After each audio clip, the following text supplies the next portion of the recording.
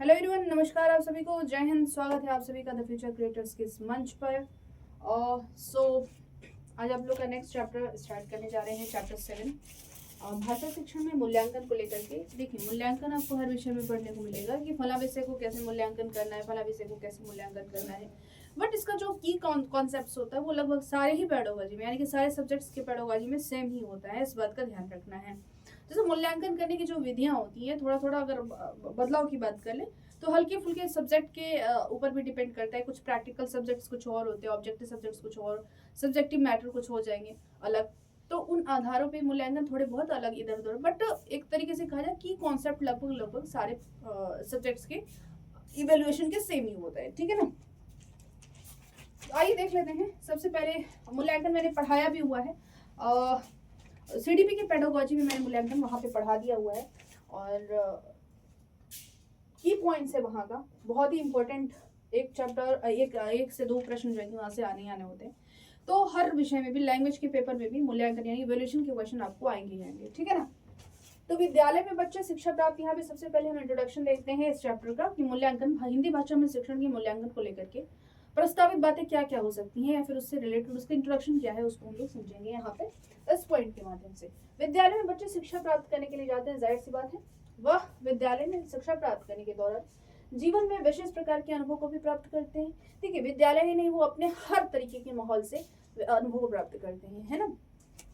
ये अनुभव है उसके ज्ञान में विविध प्रकार से वृद्धि करते हैं। उनकी जो विचार शैली है, कार्य शैली है, उनमें क्या होता है, परिवर्तन लेके आते हैं। बालक का संपूर्ण जो विकास है व्यवहार परिवर्तन के नाम से जाना जाता है। मूल्यांकन प्रक्रिया से शिक्षण की प्रक्रिया के उपरांत, यानी कि अगर आपने उसको टीचिंग करा लिया है, टीचिंग कर लिया आपने, उसको पढ़ा दिया, उसके बाद उसका जो व्यवहार परिवर्तन है किस प्रकार से हो रहा है, उसको किस फॉर्म में पेश किया जाए, दिखाया जाए, इस चीजों का जो है कि द्योतक है मूल्यांकन या फिर इवैल्यूएशन। ठीक है ना। तो मूल्यांकन प्रक्रिया से शिक्षण की प्रक्रिया के उपरांत बालक के वांछित व्यवहार परिवर्तन की सीमा का मूल्य। अब वांछित एक शब्द का प्रयोग करिएगा, यहाँ पे ध्यान दीजिएगा। हो सकता है ऑप्शन में आपसे पूछ दिया जाए कि इसमें कौन सा गलत है मूल्यांकन को लेकर के, तो ये शब्द का होना बहुत आवश्यक है। देखिए, व्यवहार परिवर्तन गलत भी हो सकता है उसने कुछ गलत गाली गलौज सीख लिया हो, मारपीट सीख लिया हो, उसने हो सकता है किसी को घूर के देखना सीख लिया, क्रोध करना सीख लिया हो, या फिर चिड़चिड़ाना सीख लिया। गलत व्यवहार परिवर्तन भी होता है, इसलिए इस शब्द का प्रयोग किया गया है। वांछित व्यवहार परिवर्तन होना चाहिए। अगर आप शिक्षण कर लिए हैं तो अगर व्यवहार परिवर्तन हो रहा है तो वांछित व्यवहार परिवर्तन करने का जो मूल्यांकन होता है माध्यम बनता है। आगे बात समझ में कि उसने कितना अच्छा सीखा, उसे वो अपने दैनिक जीवन में कितना अच्छा प्रयोग कर ले रहा है, या फिर उसका कैसे सही मूल्यों के आधार पे उन चीजों का जो है कि आदान प्रदान कर पा रहा है विचार और व्यवहार के माध्यम से। अब देखिए, मूल्यांकन का अर्थ क्या होता है। यहाँ पे सबसे पहले आप डेफिनेशन की ओर चलते हैं। इवैल्यूएशन जो कि आप पहले भी पढ़ चुके हैं वही चीजें रहेंगी, यहाँ भी कुछ खास अलग नहीं रहेगा। बस इस बात का ध्यान रखना है कि हिंदी शिक्षण में मूल्यांकन क्या होता है, इस विषय पे हम बात कर रहे हैं। आगे बात में तो मूल्यांकन अंग्रेजी के इवैल्यूएशन शब्द का हिंदी रूपांतरण है, जिसका हिंदी में अर्थ है मूल्य आंकना, यानी उसकी इतनी मूल्य है, अब मूल्य उसकी क्या हो चुकी है। एक बच्चा जो है, एक छोटा बच्चा है, वह ज्ञानी नहीं होता है, लेकिन अगर वह 18+ हो जा रहा है, 20+ हो जा रहा है, उसने एजुकेशन ले ली है, उसने एक अच्छी शिक्षा एक्वायर की है, तो वह जो है कि एक मूल्य बना लिया है अपना, एक महत्व बना लिया है। तो वो जो मूल्य होता है, जो उसने महत्व सीख लिए, नॉर्म्स सीख लिए हैं, वैल्यूज सीख लिए हैं, उसके बाद वह अपने व्यवहार को किस तरीके से पेश करता है, बताता है, जाहिर करता है, वो उसके मूल्यों के अंतर्गत आता है। आगे वह समझ में इतनी बात। तो ये होता है मूल्य का आंकना। शिक्षा के क्षेत्र में अध्यापक अध्यापन के बाद, उपरांत का मतलब बाद, छात्रों का मूल्यांकन करते हैं। अब मूल्यांकन की विधियां कई हो सकती हैं। मूल्यांकन के द्वारा छात्र एवं शिक्षक के समक्ष शिक्षण उद्देश्य ही निर्धारित नहीं होते, बल्कि छात्रों का मूल्यांकन भी होता है। मूल्यांकन की इस प्रक्रिया द्वारा केवल विद्यार्थियों का ही मूल्यांकन नहीं होता है, बल्कि पाठ्यक्रम का, पाठ्यपुस्तक का, शिक्षक का, शिक्षण विधि का मूल्यांकन होता है। अब बात को यहाँ समझिएगा, केवल आपका मूल्यांकन किया जा रहा है। मूल्यांकन एक तरीके से आप कह लो तो एग्जाम्स में रिटन एग्जाम्स हो सकते हैं, है ना, ओरल एग्जाम्स हो सकते हैं, प्रैक्टिकल एग्जाम्स हो सकते हैं, वाइवाज हो सकते हैं, होता है ना। तो ये सारे एक आधार बताते हैं, किसका बताते हैं कि आपका पाठ्यक्रम कैसा है, ये भी, इसका भी मूल्यांकन हो रहा है। शिक्षण विधि कैसी रही है, टीचिंग मेथड कैसा रहा है। केवल बच्चे का मूल्यांकन नहीं होता है, इसमें कई लोगों का मूल्यांकन होता है। पाठ्य पुस्तक का मूल्यांकन हो रहा है, टीचर का मूल्यांकन हो रहा है। टीचर कैसा है, उसने अपने जिन विधियों का प्रयोग किया है वह सकारात्मक तो है, यानी कि उद्देश्यपूर्ण तो है, बच्चे में वो चीजें आ तो जा रही हैं। इस बात मूल्यांकन से ही पता लगता है कि शिक्षण में कहाँ कमी है, क्या सुधार अपेक्षित है एवं छात्रों की उपलब्धि भी सदैव सामने ही रहती है। मूल्यांकन करने के बाद ही पता चलता है कि आपने जो टीचिंग की है उसमें कहाँ कहाँ कमी आई है या फिर कहाँ सुधार किया जा सकता है। तो ये थे आपके मूल्यांकन के अर्थ को लेकर। शिक्षण में मूल्यांकन का महत्व क्या है, यानी कि क्यों करना चाहिए। तो मूल्यांकन शिक्षण उद्देश्य से लेकर उसके परिणाम तक को प्रभावित करने वाली प्रक्रिया है। इसके द्वारा शिक्षण को दिशाहीन होने से बचाया जाता है। दिशाहीन होने का मतलब यह है कि relevant to the topic, relevant to the matter, relevant to the subject, relevant to the curriculum होना चाहिए, इससे संबंधित होना चाहिए। इधर उधर भटकना नहीं। अब पढ़ाना है प्लांट्स तो पढ़ा रहे हैं एनिमल्स, पढ़ाना है एनिमल्स तो पढ़ा रहे हैं सोसाइटी, पढ़ाना है सोसाइटी तो पढ़ा रहे हैं आप डेमोक्रेसी, डेमोक्रेसी पढ़ाना है तो आप सोशल फोटोसिंथेसिस पढ़ा रहे हैं। तो कुल मिला के मैं एग्जांपल दी हूँ, ऐसा नहीं है ये तो आपस में कोई रिलेटेड है, मैं एग्जांपल दी हूँ कि बताना कुछ और। तो दिशाहीन होने से बचाते हैं मूल्यांकन करना, कि आपको सही दिशा, मतलब सही दिशा में आपको पाठ्यक्रम चल रहा है कि नहीं, शिक्षण चल रहा है कि नहीं, शिक्षक चल रहा है कि नहीं, और साथ ही जो शिक्षण विधियां हैं वो सही चल रही है कि नहीं।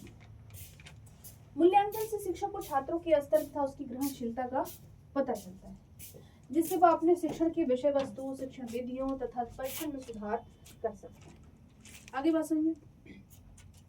अब अगर बेस्ट इवेल्युएशन करना है, इवेल्युएशन बेस्ट करना है तो उसका रूप कैसा होता है, मतलब एक बेहतरीन मूल्यांकन किसे कहेंगे, जिसमें वैधता हो, वैधता यानी कि वैलिडिटी हो, क्या हो, वैलिडिटी हो, उसमें जो है कि वैधता होनी चाहिए, मतलब वैध हो, ठीक है। उसके बाद पहले बात विश्वसनीयता होनी है कि वो जो भी चीजें मूल्यांकन की जा रही हैं उस पर हम विश्वास कर सके कि हाँ ये उचित है और सही है और ठीक है। आगे बात समझ।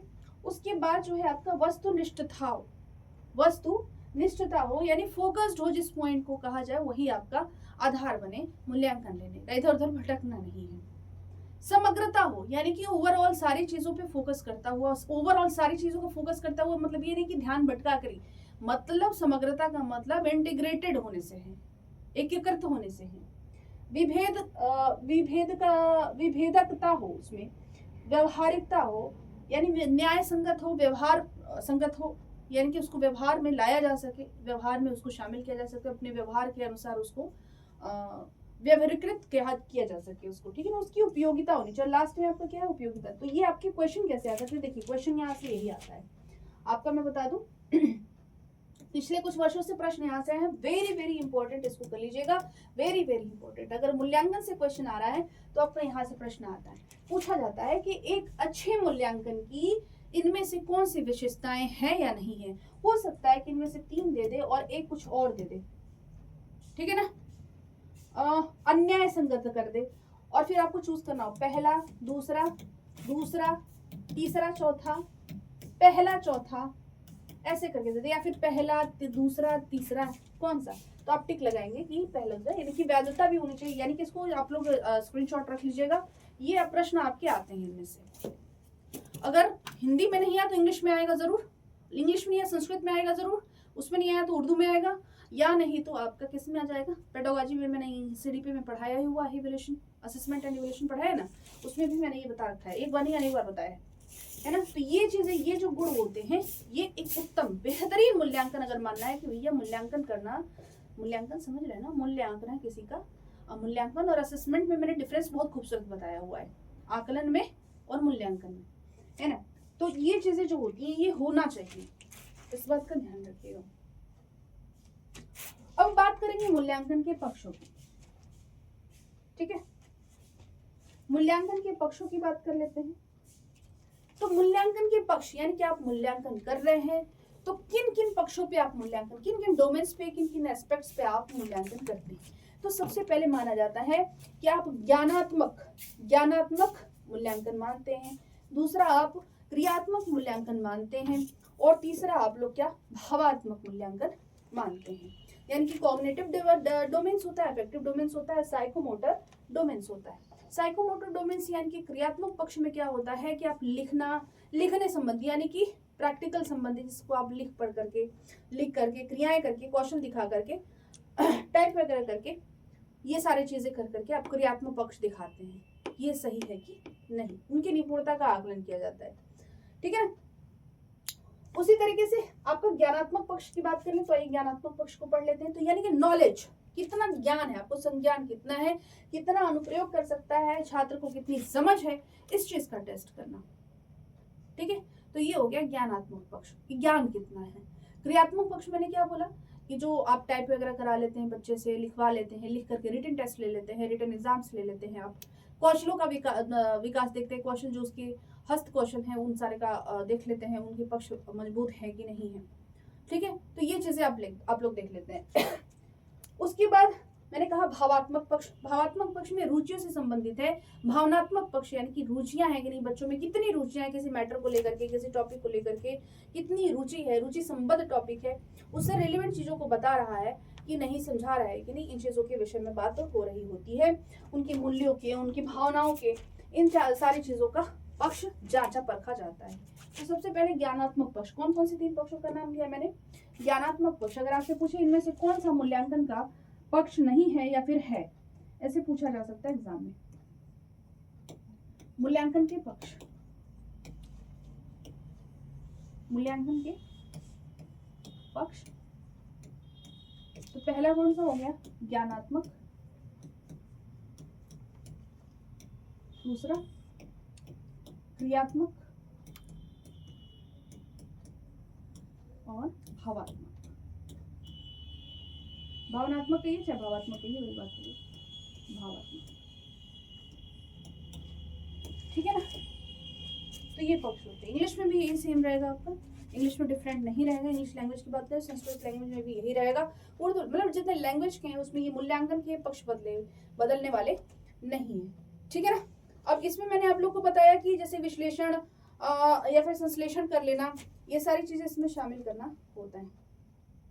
बात कर रहे हैं,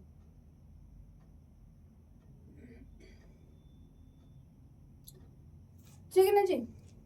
अब आइए देख लेते हैं विशिष्ट तथ्यों की जानकारी। विशिष्ट तथ्यों की जानकारी, विशिष्ट तथ्यों को प्राप्त करने के विधियों की जानकारी, परंपराओं मान्यताओं का ज्ञान है कि नहीं, घटनाओं की गतिविधियों प्रक्रियाओं की जानकारी है कि नहीं, मापदंडों या फिर कसौटे की जानकारी है कि नहीं, है ना, किसी विषय की वर्गीकरण श्रेणियों की जानकारी है कि नहीं, बच्चों का चेक किया जाता है इस मूल्यांकन के माध्यम से।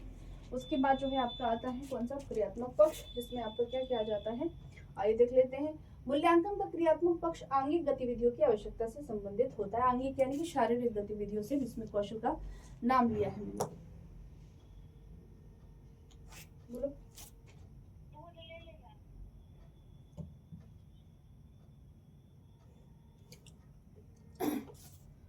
ठीक है।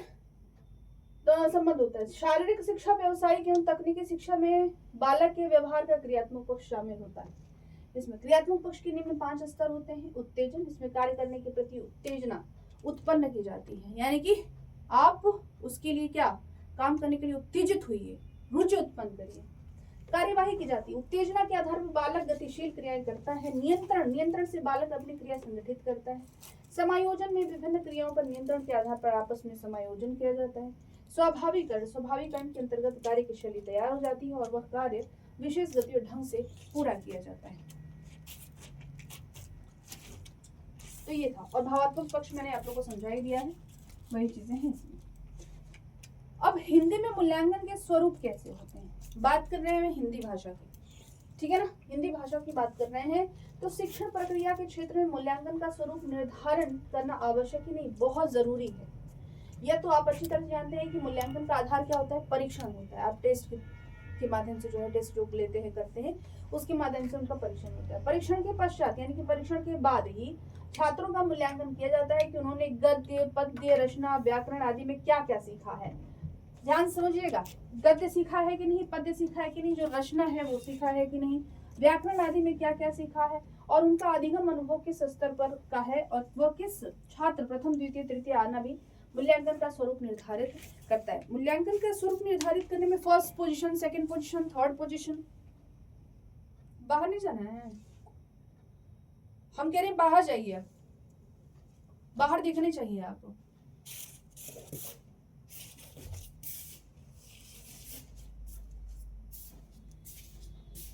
ठीक है जी, तो ये भी मूल्यांकन का स्वरूप निर्धारित करता है। शिक्षण में हिंदी शिक्षण को सुनियोजित और प्रभावशाली बनाने के लिए इन तथ्यों को प्राप्त करना होता है, जैसे कि हिंदी भाषा। पहली, हिंदी भाषा। मूल्यांकन को 3 वर्गों में विभाजित किया जाता है। ठीक है, अब हिंदी शिक्षण मूल्यांकन प्रविधियां, यानी कि हिंदी शिक्षण में मूल्यांकन करना है तो कौन कौन सी विधियों का प्रयोग करेंगे। इसमें सबसे पहले आप कौशलों की बात कर ले तो सुनना, बोलना, पढ़ना, लिखना आपका कौशल है। इसके आधार पे आप मूल्यांकन विधियों का प्रयोग करते हैं। इन कौशलों की पूर्ति हेतु तो मूल्यांकन के विविध प्रविधियों जैसे कि लिखित मूल्यांकन, मौखिक मूल्यांकन आदि का इस्तेमाल करते हैं आप, है ना। परीक्षण प्रविधियों को और अधिक स्पष्ट करने के लिए हम निम्न चार्ट का प्रयोग कर सकते हैं। जैसे आइए, हाँ, उम्मीद है चीजें साफ दिख रही होंगी आपको। ये देखिए, मूल्यांकन प्रविधियों में आपकी 2 प्रविधियां होंगी। एक तो आप अवलोकन करते हैं, और अवलोकन के विषय में मैंने बताया है कि अवलोकन असेसमेंट के विषय में बताया ना, आकलन करना। ये आकलन ही कहिए तो कोई दिक्कत नहीं है, ये आकलन होता है, आकलन का एक माध्यम होता है। और दूसरा परीक्षण हो गया, परीक्षा करना। और परीक्षण भी कई तरीके से आप कर सकते हैं। तो 2 आधार आपका बना, किस क्या क्या हो गया, अवलोकन करना और परीक्षण करना। ठीक है ना। अब अवलोकन में क्या क्या चीजें होती हैं, परीक्षण को छोड़ दीजिए, परीक्षा करना, परीक्षा लेना, टेस्ट लेना, एग्जाम लेना, ये चीजें शामिल हो गई। मूल्यांकन करने का एक ये प्रक्रिया हो गया। अब अवलोकन में क्या क्या, अवलोकन यानी ऑब्जर्व करना, किसी को ऑब्जर्व करते हैं तो वो अवलोकन करने की प्रक्रिया हो गई, है ना। कौन बच्चा तेज है, कौन बच्चा कमजोर है, कौन बच्चे की तरफ लिखने की गति कम है, कि कौन बच्चा बहुत अच्छा लिख ले रहा है, या फिर कौन बच्चा बोलने में एक्सपर्ट है। ये सब अवलोकन के माध्यम से आप समझेंगे। तो अवलोकन में क्या क्या हो सकता है, आप या तो इंटरव्यू ले सकते हैं, संचयी अभिलेख से लिख सकते हैं, कर सकते हैं उनको रेटिंग स्केल दे सकते हैं, रेट वगैरह दे सकते हैं। प्रश्नावली, क्वेश्चन मेथड का यूज, क्वेश्चनर मेथड का यूज कर सकते हैं। कक्षा व्यवहार, मैंने कहा ना कक्षा व्यवहार कैसा है बच्चे का, इस आधार पे अवलोकन कर रहे हैं। ठीक है, उसके बाद परीक्षण विधि की बात करें तो परीक्षण विधि को कितने भागों में, देखिए एग्जाम में ऐसे पूछा जा सकता है कि अवलोकन विधि में कौन कौन से प्रविधियां शामिल है। तो ये याद कर लीजिएगा आप लोग, साक्षात्कार, संचयी अभिलेख, रेटिंग स्केल, प्रश्नावली और कक्षा व्यवहार। परीक्षण विधि की बात कर ले, परीक्षण विधि की बात कर ले तो क्या क्या आ जाएगा इसमें, बुद्धि का परीक्षण करना, बुद्धि का परीक्षण करना, अभिरुचियों का परीक्षण करना, मतलब किस विषय में रुचि है, क्या चीज में रुचि है, इस संबंधित। अभियोग्यता यानी योग्यता, किस चीज में वो एबल है, कैपेबल है, किस विषय में और भी सुदृढ़ है, इस बात का जांच करना। निदानात्मक परीक्षण यानी निदान निकालना, कोई बच्चा किसी चीज से ग्रसित है, कोई सब्जेक्ट उसको प्रॉब्लम कर रहा है, तो एक तरीके से ये आधार मान करके उसका परीक्षा करना कि उस विषय में वो और भी कितना अच्छा हो सकता है। उपलब्धि परीक्षण, उसने कितना उपलब्धि हासिल किया, उपलब्धि में आपका पोजीशन भी हो सकता है, ग्रेड भी हो सकता है, कि उपलब्धि में आप ये शामिल कर सकते हैं। मौखिक परीक्षा करा लेते हैं आप, लिखित परीक्षाएं करा लेते हैं, प्रैक्टिकल एग्जाम्स करा लेते हैं, प्रयोगात्मक परीक्षा।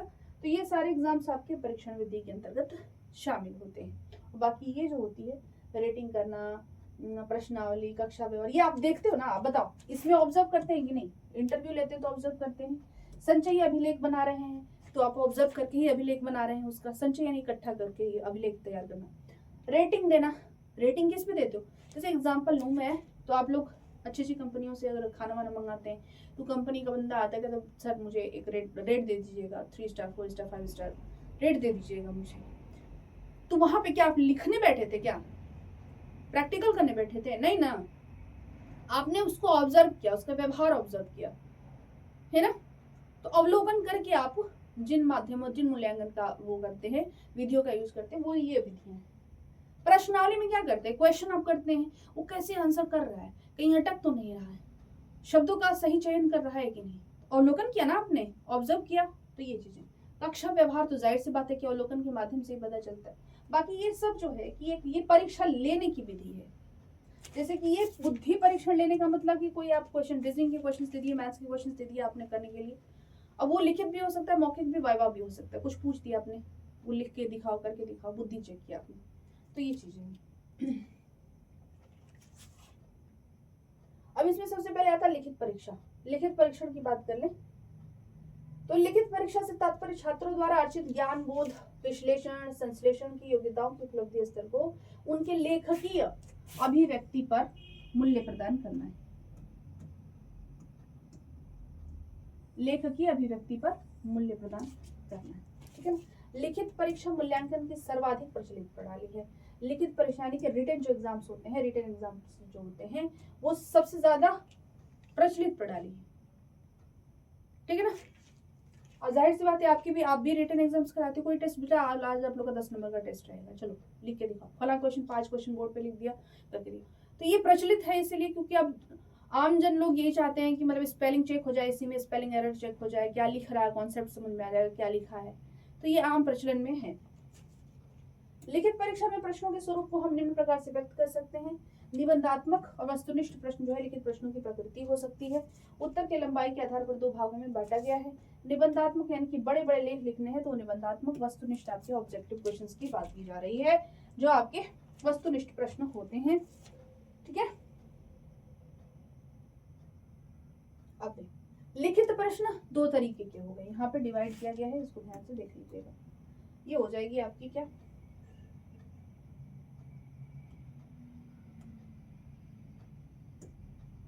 निबंधात्मक और वस्तुनिष्ठ ऑब्जेक्टिव क्वेश्चंस, ऑप्शनल क्वेश्चंस। निबंधात्मक में एक दीर्घ उत्तर होता है, एक लघु उत्तरीय होता है, ठीक है ना।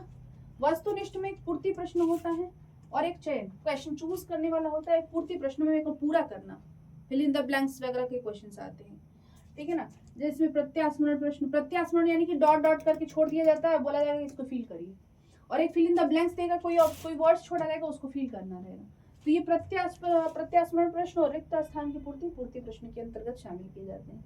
चयनात्मक यानी चूज करना, ऑप्शंस दिए रहेंगे उसमें से चूज करना रहेगा। ये भी आपकी कौन कौन सी होती है, सत्य असत्य वाले प्रश्न आते हैं ना, किसमें से कौन सा सत्य है कौन सा असत्य है। बहुविकल्पीय प्रश्न आते हैं, 4 ऑप्शंस दिए रहते हैं, वो क्वेश्चंस होते हैं। मिलान प्रश्न, मैच द फॉलोइंग देते हैं, है ना। मिलान प्रश्न हो गया कि कौन कौन सा ऑप्शन होगा, ऐसे दिया जाता है ना। जैसे मान लीजिए A B C D दिया हुआ है, पहला, दूसरा, तीसरा, चौथा, ऐसे मैच द फॉलोइंग करने के लिए दिया रहेगा ऐसे, और ऑप्शन दे देगा A का पहला, B का तीसरा, C का चौथा, D का दूसरा, ऐसे दिया रहता है ना। इसको कहते हैं मिलान प्रश्न। वर्गीकरण क्लासिफिकेशन वाले क्वेश्चंस दे दिए जाते हैं। तो ये आपके चूजिंग टाइप ऑफ क्वेश्चंस होते हैं, मतलब वैकल्पिक प्रश्न टाइप के आपके हो जाएंगे, तो ये हो जाते हैं। आगे बात में तो ये लिखित प्रश्नों की श्रेणी है। अब निबंधात्मक प्रश्न को वही बात जो मैंने अभी बताया वही चीजें हैं। निबंधात्मक प्रश्न से तात्पर्य ऐसे प्रश्न से है जिसमें परीक्षार्थी प्रश्न का उत्तर निबंध रूप में प्रस्तुत करता है। स्पष्ट है कि इस प्रकार के प्रश्नों में परीक्षार्थी अधिक शब्दों में उत्तर देगा, जिससे वह अपने विचारों, चिंतन, कल्पना, तर्क आदि को दिए जा रहे उत्तर में क्या करेगा, समाहित करेगा, लिख करके देगा। वस्तुनिष्ठ प्रश्न से अभिप्राय से प्रश्नों से जिसमें सम्मिलित प्रत्येक प्रश्न का केवल एक ही सही उत्तर होता है। यदि परीक्षार्थी उस उत्तर को देता है तो उसे पूर्ण अंक प्राप्त होते हैं, और यदि वह उस उत्तर को नहीं देता है तो उसे 0 अंक प्राप्त होते हैं। स्पष्ट है कि वस्तुनिष्ठता से तात्पर्य अंकन की वस्तुनिष्ठता से है, ना कि उसके विचारों का पता चल पाएगा। केवल अंकन दिला पाएगा, ग्रेड मार्क्स दिला पाएगा, ठीक है ना। बुद्धि का पता हो सकता है वो तुक्का भी मार रहा हो, है ना, तुक्का भी मार रहा हो, इसमें पता चलता है कि वो कितना जानकार है। निबंध इसलिए तो रिटन एग्जाम्स कराए जाते हैं, मेंस एग्जाम्स कराए जाते हैं। प्री में आपको ये चूज किया दिया जाता है और मेंस में आपको इस तरीके के प्रश्न करने के लिए दिए जाते हैं। अब स्व मूल्यांकन क्या है? स्व का मतलब होता है खुद, स्वयं की बात की जा रही है। तो स्व मूल्यांकन क्या है? स्व मूल्यांकन के अंतर्गत शिक्षार्थी को स्वतंत्र छोड़ दिया जाता है कि वह अपने समस्याओं या त्रुटियों की स्वयं खोज कर उसका निराकरण करे, है ना। स्व मूल्यांकन के अंतर्गत यानी कि खुद ही निराकरण करना, बच्चे का खुद ही अपने आप को जज करना। भाषा शिक्षक की देख रेख में यह कार्य किया जाता है, जैसे कि स्वर वाचन के समय अशुद्ध उच्चारण। बच्चे को बोल दिया जाएगा बेटा पोएम पढ़ के दिखाओ, वो खुद पढ़ेगा तो उसको लगेगा कहीं खड़ा हिमालय बता रहा है, डरो ना आंधी पानी से, खड़े रहो तुम अविचल होकर, सब संकट तूफानी में सही तो बोल रहा हूँ, संकट तो नहीं बोल रहा हूँ, संकट तो नहीं बोल रहा हूँ। तो वो स्व आंकलन करने के लिए स्वतंत्र रूप से छोड़ दिया जाता है। या फिर कोई स्पीच बोलने के लिए दे दिया जाएगा, बेटा बोलिए क्लास में, आपको सबके सामने बोलना है। तो वो खुद अपनी गलती को महसूस करके फिर उसमें सुधार करेगा, तो उसको कहते हैं स्व आकलन। वाचन की तीव्रता का अनुमान लगाकर विद्यार्थी स्वयं की समस्या खोज लेता है। उदाहरण यानी कि उदाहरण के अनुसार शिक्षार्थी टेप रिकॉर्डर के सामने आदर्श वाचन करता है, फिर उसे शांतिपूर्वक सुनता है। अपने द्वारा किया गया आदर्श वाचन सुनने पर छात्र को स्वयं की त्रुटियों का पता चलता है। आदर्श वाचन क्या होता है? खड़े होकर के खुद ही अपनी बातों को बोलना, फिर उसको सुनना कि मैं शुद्ध बोल रहा हूँ कि अच्छे से बोल रहा हूँ कि नहीं। आपसी मूल्यांकन यानी आपस में एक दूसरे का आपसी मूल्यांकन। आपसी मूल्यांकन के अंतर्गत दो शिक्षार्थियों को आपस में एक दूसरे का मूल्यांकन करने के लिए छोड़ दिया जाता है। एक शिक्षार्थी द्वारा अपने साथी शिक्षार्थी को आदर्श वाचन, श्रुतलेख, सार लेखन, कविता का सस्वर वाचन दिया जाता है। इस प्रकार दोनों शिक्षार्थी उन कक्षागत क्रियाकलापों को मूल्यांकन का आधार बनाते हुए जो शिक्षक द्वारा कक्षा में पहले से आयोजित होते रहते हैं, जिन्हें शिक्षक पहले भी करता था, तो ये करवाया जाता है, ये करता है विद्यार्थी। अब आकलन संबंधी दृष्टि है कुछ, आइए देख लेते हैं, ये इंपॉर्टेंट है। ये स्टैटिक फॉर्म है, स्टैटिक क्वेश्चंस आ भी सकते हैं, नहीं भी आ सकते हैं, लेकिन ये नहीं आप कह सकते हैं कि ये इंपॉर्टेंट नहीं है, इसलिए मैंने इसको शामिल किया है। तो निर्माणात्मक तथा योगात्मक शब्दावली का प्रयोग पहली बार। अब इसमें निर्माणात्मक क्या है? फॉर्मेटिव असेसमेंट की बात की जा रही है और समेटिव असेसमेंट की बात की जा रही है, जिसमें मैंने आप लोग को पहले ही पढ़ा रखा है कि असेसमेंट दो तरीके के आपके होते हैं इवैल्यूएशन में। तो आपका फॉर्मेटिव असेसमेंट, जिसको रचनात्मक भी बोला जा सकता है या फिर निर्माणात्मक भी बोला जाता है, जिसे एफए शॉर्ट फॉर्म में बोला जाता है, और ऐसे बोला जाता है शॉर्ट फॉर्म में समेटिव असेसमेंट को, जिसे योगात्मक ये होता है, और एफए क्या होता है आपका? फॉर्मेटिव, रचनात्मक बोलेंगे, या फिर क्या बोलेंगे आप? निर्माणात्मक बोलेंगे। इसका सबसे पहली बार प्रयोग किसने किया था? पहले जब मैं एक दो स्कूल में पढ़ाई थी, बहुत शुरू में जब पढ़ाती थी, तो स्टार्टिंग में तो वहाँ पे हाफ ईयरली एग्जाम या फिर एनुअल एग्जाम नहीं कराया जाता था, वहाँ पे एफए ऐसे ही कराया जाता था, और यह बेहतरीन तरीका होता है, ठीक है ना। निर्माणात्मक तथा शब्दावली का सबसे पहले प्रयोग किसने किया? माइकल स्क्रीबन ने किया है। माइकल स्क्रीबन ने 1967 में सबसे पहले इस बात का प्रयोग किया था। 1968 में बेंजामिन ब्लूम का नाम आता है, नई शब्दावली का प्रयोग अपनी किताब लर्निंग फॉर मास्टरी में किया था। इंपॉर्टेंट है, नोट कर लीजिएगा आप लोग, यूपी टेट या फिर स्टेट टेट के एग्जाम्स के लिए बहुत इंपॉर्टेंट है। इसके बाद 1971 में ब्लूम ने अन्यों के साथ मिलकर एक पुस्तक लिखी, जिसका नाम था handbook of formative and summative evaluation, ठीक है। इसमें उन्होंने लिखा था कि निर्माणात्मक आकलन को, निर्माणात्मक है ये, पाठात्मक नहीं है, आकलन को अनुदेशन इकाइयों के साथ जोड़ा जा सकता है, यानी किसी पाठ या संकल्पना को इकाइयों में बांटा जाए और उनका आकलन निर्माणात्मक तरीकों से किया जाए। मतलब मान लीजिए कि यूनिट्स में बांट दिए गए, 6 यूनिट्स है, तो 3 यूनिट्स का एफए हो जाएगा और 6 यूनिट्स का एसए हो जाएगा। ऐसे यानी ये ऐसे, ठीक है ना। समेटिव असेसमेंट, योगात्मक असेसमेंट, इवैल्यूएशन में कह सकते हैं। तो ये चीज, माइकल और ब्लूम दोनों का मानना है कि आकलन निर्माणात्मक तब होता है जब आकलन का उपयोग लिए जाने वाले शैक्षिक फैसलों को बदलने में किया जाए। मतलब जो शैक्षिक फैसले हैं, यानी कि आपको एग्जाम पैटर्न चेंज करना है, मैनर चेंज करना है, तो उस फील्ड की बात की जा रही है, ठीक है ना। भारत में सतत और समग्र आकलन की अवधारणा काफी पुरानी है, लगातार होती रहना। सतत का मतलब क्या होता है? लगातार, एक के बाद एक एग्जाम, मतलब ऐसा नहीं कि आप साल भर का आपका कोर्स है, साल भर आपको पढ़ाया जाता है, तो आपका इकट्ठे एग्जाम साल भर बाद हो गया, नहीं। टाइम टू टाइम आपकी एग्जाम, सतत मूल्यांकन करते रहना चाहिए। इस बात की तरफ लगातार ध्यान दिलाया जाता रहा है कि स्कूल में आकलन का निर्भरता को कम किया जाना चाहिए। कोठारी आयोग ने, एक कमीशन थी ये, कोठारी कमीशन, कोठारी आयोग ने आकलन में संज्ञानात्मक और सहसंज्ञानात्मक दोनों पक्षों को शामिल करने की सिफारिश की थी। प्रारंभिक और माध्यमिक शिक्षा के लिए राष्ट्रीय पाठ्यचर्या का प्रारूप 1988 यानी कि एनसीएफ 1988 द्वारा आकलन के तरीकों को सुधारने की निम्नलिखित सिफारिशें की गई। आकलन के दायरे में शारीरिक, क्रियात्मक पक्ष तथा सामाजिक भावात्मक गुणों को भी शामिल किया गया। किसके द्वारा? एनसीएफ के नेशनल करिकुलम फ्रेमवर्क के द्वारा। आकलन की निगाह शिक्षा में गुणात्मक सुधार पर होनी चाहिए, सबसे इंपॉर्टेंट बात है, ठीक है ना। अब एनईपी की बात कर ले तो नेशनल एजुकेशन पॉलिसी की बात कर ले। एनईपी 1986 में क्या कहा गया? एनईपी 1986 में सतत और समग्र आकलन को वैल्यू दी गई। उस समय इस बात की चर्चा की गई थी। राष्ट्रीय शिक्षा नीति 1986 के पैराग्राफ 8.23 में आकलन का उद्देश्य शिक्षा में गुणात्मक सुधार, ये प्रश्न आ सकता है, इंपॉर्टेंट लिख लीजिएगा और इसको बार बार पढ़ जाइएगा। पैराग्राफ 8.24 में क्या लिखा गया है कि परीक्षा प्रणाली में सुधार हेतु नीति तय की गई है, पॉलिसी बनाई गई है। नीति के अनुसार परीक्षा प्रणाली में सुधार का व्यवहारिक अर्थ है ऐसा सतत और समग्र आकलन जो एकेडमिक और सह को-स्कॉलेस्टिक पहलुओं को शामिल करें और इसका फैलाव अनुदेशन के अनुसार। मैं स्कॉलेस्टिक और को-स्कॉलेस्टिक की बात मैं पहले भी कर चुकी हूँ, क्लास में बता चुकी हूँ। रटने को हतोत्साहित करना चाहिए, क्वेश्चन कई बार एग्जाम में आया हुआ है, बहुत इंपॉर्टेंट है ये पॉइंट, नोट कर लीजिएगा। अंकों की जगह ग्रेड्स का उपयोग किया जाए। देखे ना, मैक्सिमम स्कूल्स में ग्रेड दिलाने लगा था, हाई स्कूल में, है ना। राष्ट्रीय शिक्षा नीति 1986 की नीति तथा राष्ट्रीय पाठ्यचर्या का प्रारूप 1988 में आकलन संबंधी सिफारिशों को राष्ट्रीय पाठ्यचर्या की रूपरेखा 2005 में विस्तार से फिर लिखा गया। अब थोड़ा सा पोर्टफोलियो को समझेंगे, पोर्टफोलियो क्या है, ठीक है ना।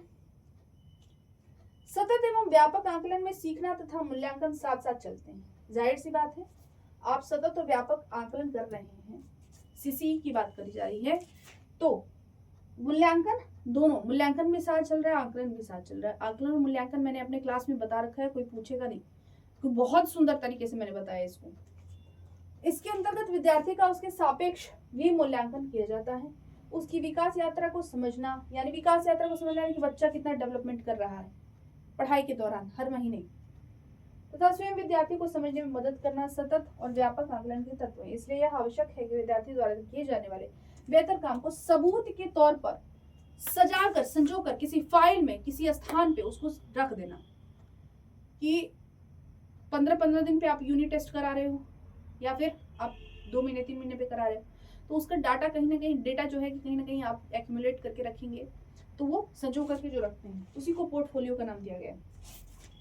विद्यार्थियों की विभिन्न गतिविधियों में से बेहतर हिस्सों को व्यवस्थित करके संजोना तथा उसे मूल्यांकन हेतु उपयोग में लाना पोर्टफोलियो कहलाता है। आगे बात समझ में, ये डेफिनेशन है पोर्टफोलियो का, इसको याद कर जाइएगा आप लोग। पोर्टफोलियो कई बार पूछा गया है एग्जाम में, कई बार इस शब्द की चर्चा होती है। अब इसके लाभ क्या होते हैं, क्यों करना चाहिए इसको, अब मैंने बताया ना कि किया जाता है कैसे, ठीक है, क्यों करना चाहिए, लाभ क्या है इसका।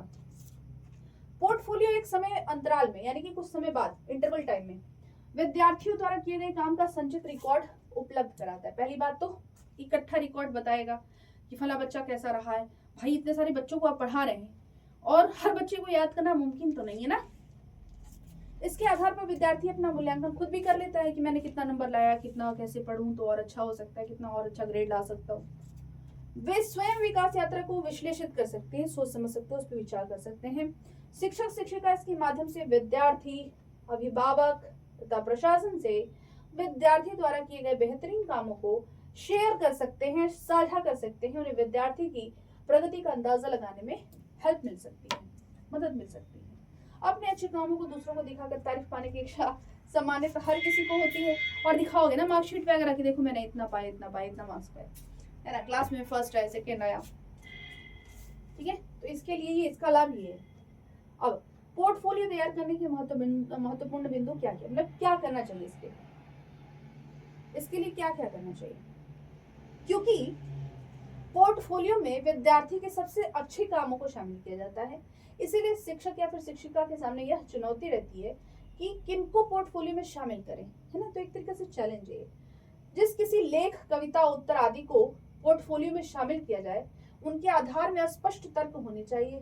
समय समय पर पोर्टफोलियो में नई रचनाओं को शामिल करते रहना चाहिए। किसी विद्यार्थी को उसका पोर्टफोलियो तैयार करने की प्रक्रिया में शामिल करने में स्व मूल्यांकन के तत्व भी शामिल, यानी कि खुद को मूल्यांकन करना, खुद को मूल्यांकन करना, ठीक है, ये भी इंपॉर्टेंट होता है।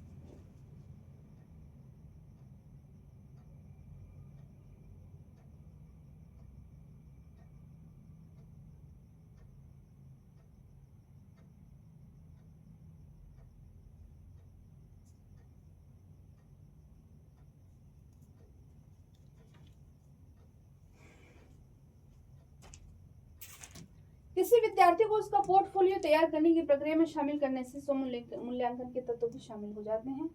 पोर्टफोलियो के एक संग्रह के रूप में होता है, यानी कि आप उसको क्या करते हो, कलेक्शन होता है उसका, कलेक्ट करके रखते हो। इसमें शामिल सामग्री पर तिथि शीर्षक देना तथा उनकी एक विषय सूची तैयार करना सार्थक होगा, ताकि उसका उपयोग कर पाना सुगम हो सके। ठीक है, ये चीजें होती हैं इसमें। तो ये था पोर्टफोलियो, और पोर्टफोलियो में प्रश्न आपके कई बार आते हैं। पोर्टफोलियो तैयार करना अच्छा होता है, बुरा होता है, क्या लाभ हैं इसके, इस पे प्रश्न आपके आते रहते हैं। ठीक है ना। तो ये था आपका चैप्टर नंबर 7, और नेक्स्ट चैप्टर के लिए मिलते हैं नेक्स्ट क्लास में। तब तक के लिए बाय बाय, जय हिंद।